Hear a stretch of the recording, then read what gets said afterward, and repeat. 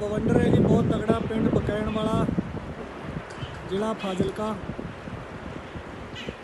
दरख्त पट्टी आउंदा, लोकां दा समान नाल डाई जांदा। किन्ना समान विच उड्डिया फिरदा जी, घर तो बिल्कुल नेड़े लंघिआ।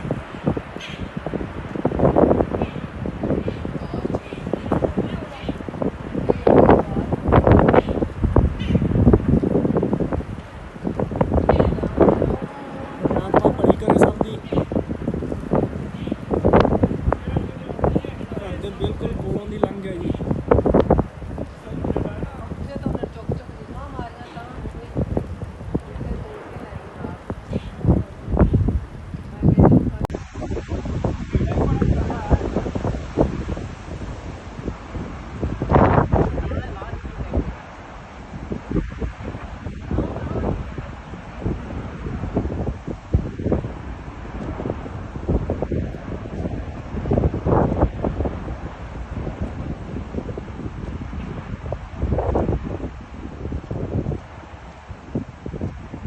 काने पाड़ते कनुआ दे ढोए ओए वे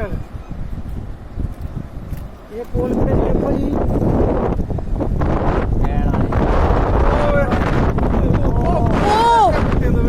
ओ चक ओ यो घूमे इंदा वे ओ पेड़ ओ चक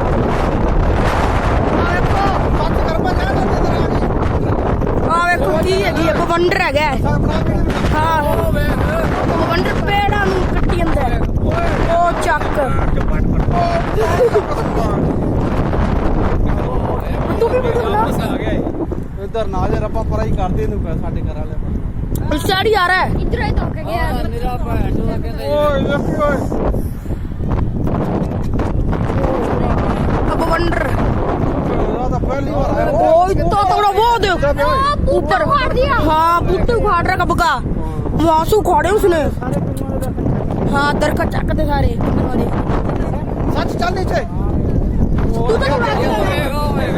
ओ चक बूटा चकी ਜਾਂਦਾ ਉਹ ਬੂਟਾ ਚੱਕਦੇ। ओ ਵੇਖੋ वड़ गया हां उधर उत्ते दा देख की बनया खड़ा है, ਉੱਤੇ ਵੇਖੋ आसमान देख आसमान ते देख ਆ ਵੇਖੋ ਕੀ ਚੀਜ਼ ਹੈ।